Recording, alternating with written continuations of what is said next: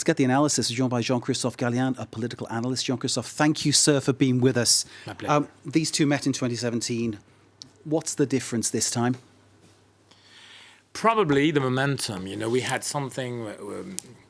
The win was for Macron in 2017. You know, he came from nowhere, and nobody probably could resist that very big wave that came really from nowhere exactly. And today, probably he's on the defensive. We could feel that because he didn't think something could happen against him until, you know, about 10 days ago, and became already starting the second round again against the one he designed as the finalist.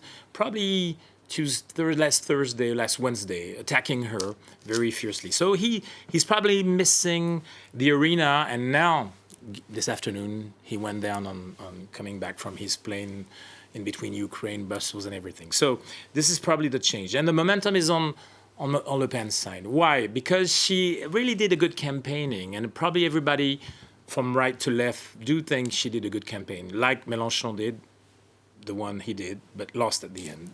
She won, and she probably is feeling stronger because she worked a lot more preparing this campaigning and probably these 2 last weeks. So she's prepared. And maybe the best asset, something that's quite different from the last time, is that she's not alone. She started the last campaigning for the last 2 weeks quite alone. Nobody would support her. She had no friend coming and to support her. And yesterday, without any kind of timing, negotiation, Zemmour and dupont-aignan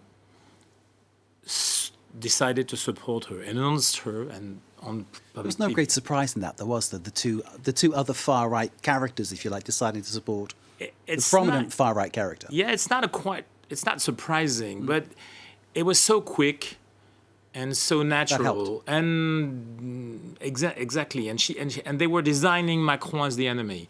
So it's something that really is really different, and the momentum exactly, and now is nourishing and something that is feeding that good campaigning, because she has something to show this week, and probably she will have. We will meet probably on Thursday or Friday, and we'll see that something is coming from Les Républicains the same. You know, she's been announcing probably Ciotti or somebody like that will be joining again. So this is quite different in a campaigning that really needs that in the second round. What do you think about Macron going straight away to the Le Pen heartland in the north of France to sort of launch his 2 weeks of frantic campaigning? Is that a good choice to go straight into the lion's den, if you like? I think they are fighting not only for that Le Pen, which is quite a Trump land from France, you know. It's really two friends that are fighting against together. And they are both going to fight for Mélenchon's heritage. And today the pollsters talk about 50% of Mélenchon's voters stepping out of the election, 30% going to Macron, and 20% to Le Pen. Just to remind people who may be joining us, Mélenchon finished third. His 20-odd% chunk of votes could decide the election. Jean-Christophe hinting at that. Go ahead, carry on. Yeah, probably, because today it's a bit early. We have to wait till probably Wednesday or Thursday to understand what the people are going to do. But today, again, 30%, 20%, this is very close. They are going to fight for that because there is not a lot more. You know, Macron knows he's going to have the Jadot, the Green, probably the Socialist Party and everything. So and Les Républicains is only 5%, not 5%. But Mélenchon not specifically saying vote for Macron. He said don't vote for Le Pen. Yeah, but then he didn't say vote for Macron. Yeah, he left it hanging. Exactly, and he just before that, about a week ago, told he was not the owner of the votes. So his thinking of democracy was just do what you want to do. So it was like a bitter, you know, it was something very bitter yesterday. He knew he missed it so closely.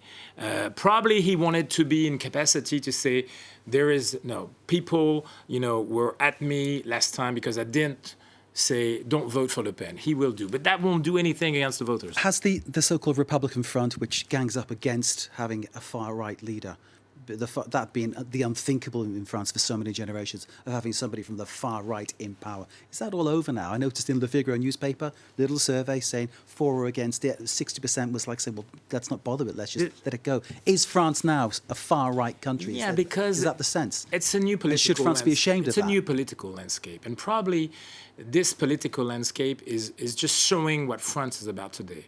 Again, this is about for France. One that doesn't go to vote, doesn't want this offer. It's the biggest.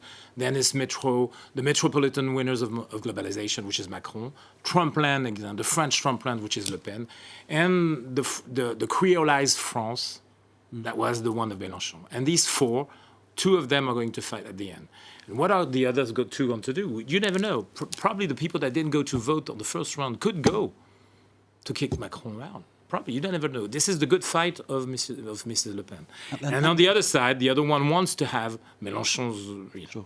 And there's always that presumption that just because someone says, vote this way, that the people actually do that. Because the people have their own minds, they make their own decisions, and they cast their own vote. Jean-Christophe, I have to stop you. We could talk all night, I know, but thank you so very much indeed for joining us. Jean-Christophe Gallien, political analyst, as you heard, a man with great knowledge of what this election is about here in France and what it means to French people. And thank you for giving us that kind of decoding that we needed to get inside what's actually happening.